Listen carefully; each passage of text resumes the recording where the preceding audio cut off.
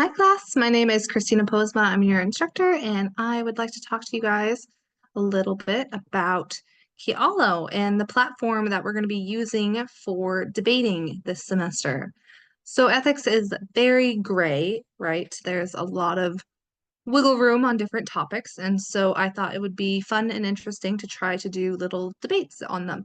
And it's not serious, it doesn't have to be really intense. Some of the topics are a little bit touchy, but I want you to be comfortable with debating. So there's going to be a feature on there that is anonymous. It makes you anonymous, so nobody will know your name except for me. I will be able to see what you're posting, so don't go off the deep end here. I will be able to see that it's you posting, and if there's anything inappropriate, I will deduct points for that. But it should just be a respectful discussion and debate on the different topics that I'll be posting, and hopefully we'll have some good discussion about it. So I'm going to show you a little bit about the platform and kind of how it works and what you'll be expected to do on there. So let me share my screen. We'll go into my version of Blackboard. This is what I see. Anyway, yours would probably look a little bit different, but pretty much the same. On the Home tab, you'll see the start here and the different modules. And so you'll see in each of the modules, you'll have the module one, Kialo debate, etc. So for now, I'm just going to go into this test one. So I'm going to click into that. And there's a link here. There's some explanation about the Kialo debates.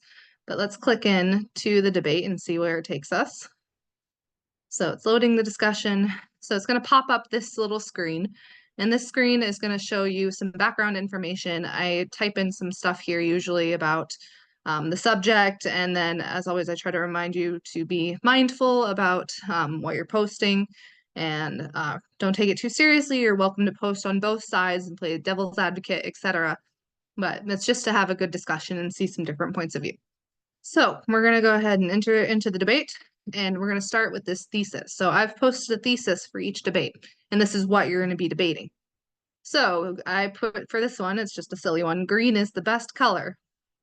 Okay, obviously debatable. So if you do agree that green is the best color, what you'll do is you'll come over here and click the pros to add a new pro claim to agree with that thesis here, or you could click the cons if you disagree. And you could type in con here. So let's say if I wanted to click into the pro and I wanted to support that thesis, I could say green is the color of many natural things. And so that's a claim. I'm claiming that green is the color of natural things, which to me means like it's a good thing. And so that's why I'm putting it in the pros, like it's a good thing. So now, like, if you wanted to come in and make your own pro and said, like, green is the color of trees, that's not something outside of the thing I've already claimed. I've already claimed that green is the color of many natural things. A tree is a natural thing. So I wouldn't add that as its own claim. But what you can do to support my claim is add that, click into it, and then add it here into this claim spot. If you want to disagree with the claim I've just put in there, you can go over to the cons here and disagree with my claim through that. And so you're going to create these layers of claims and back up different things and debate different things and different points.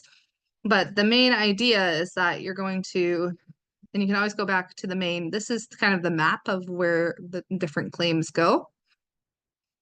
So that's how you kind of navigate, and you'll be able to see the discussion and kind of where it's going. And we'll be playing around with it. So this is a good area to test out and practice kind of what's going on and how to do different things. So, like I said, you can add in the pros if you want to debate this specific claim that I've made to back up the thesis, you click into it, or you can add in a con on this side. But the main point is that these main claims that you make on this right under the thesis, those need to be original points. So they can't be the same as what somebody else has already posted. If you have more points to back up what somebody else has posted, then you'll go into their claim and make a response to their claim. So what I'll be looking for grading is you're going to respond to this main thesis. So you're going to add one of these pros or one of these cons. And then you're also going to go into this area where other people have posted claims, click in and add a pro or a con, and you're going to do that to at least two. So, like I said, you can swap sides, you can go around, you can do pros and cons, you can do whatever you want, but you'll respond once to the main thesis and then once or twice to other people's claims underneath the thesis, if that makes sense. So this is a good place to practice and ask questions if you have any. If you ever want to refer back to what I had put in the little background information, you can click on that little I icon, the letter icon next to the I body part icon. So that's not confusing at all. But yeah, that's kind of the gist of it. And if you have questions, you can let me know. But hopefully this is just set up so that you can play around and test it out. Okay, so go ahead and get in here and test it and try the different things. So for the actual debates, they'll be graded. I'll be grading your claims and your responses. And there's also a way to vote. I don't know if I can vote on my own claims, but there should be an option to vote if somebody else has posted a claim. And once again, you can play around with that and find that feature. So you'll be voting on one, responding to two claims, and responding to the main thesis as well. And that's what you'll be doing. And something else I want to note, and this is very important, is like I mentioned, some of these topics are very touchy. Like they might be a little bit too touchy for you, or they might be stressful to try to respond to, or they might trigger something. Because like I said, there's some people in there that are probably going to be playing like devil's advocate and making points that they don't really mean, but just to bring up different views of discussion.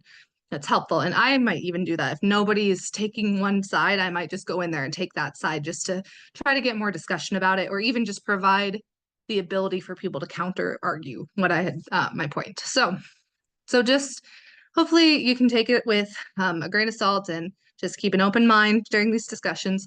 But if it is something that's going to be stressful for you, if you don't like confrontation and you feel too agitated by any of these topics, then you are more than welcome to not participate in that discussion. And you can pick and choose which ones you want to do and which ones you don't. But what you do as an alternate assignment is you're going to go to the recommended reading list, and you're going to pick one of those books, and you're going to read 2 chapters and write a 300-word response to it. And I really like all the books that I've put on that list. I think they're really good for personal development. And I picked them and put them as an alternate assignment for this class because business ethics is a subject for sure. Ethics in general is a subject, but I think what it comes down to, ethics anywhere comes down to, is your personal character and who you are as a person. So if you're a bad person, you're going to have bad ethics in the workplace. If you're a good person, you're going to bring your good ethics to the workplace. And so if you can work on yourself and make yourself a better person, I think that will always translate to wherever you're working, and that translates to business ethics. So that's my thought process on it. I think these books are really insightful, and they'll make you think about yourself and kind of where you want to go in life and what you want to be doing and who you want to be as a person. So that's why I've picked these books out. And you can, like I said, just read a couple of chapters of those and write a 300-word response to those chapters instead of doing the debates. And so there's 2 options. But however, if you want to read one of those books anyway and also do those assignments, what I'll do is if you participate in the Kialo debates, I'll grade that first. So that'll be graded for the 10 points.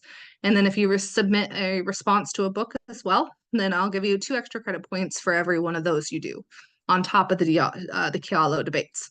So if you do both, you get some extra credit points, up to 24 points for this whole semester if you do all the Kialo debates and all the reading responses as well. So I'm sorry if that's confusing. I know that's a lot of information. Please just email me if you have any questions at all. If you're confused even a little bit, just shoot me an email. I'd be more than happy to clarify further. But I hope it'll be a fun semester, kind of debating each other and or just doing the readings. So like I said, let me know if you have any questions, and good luck.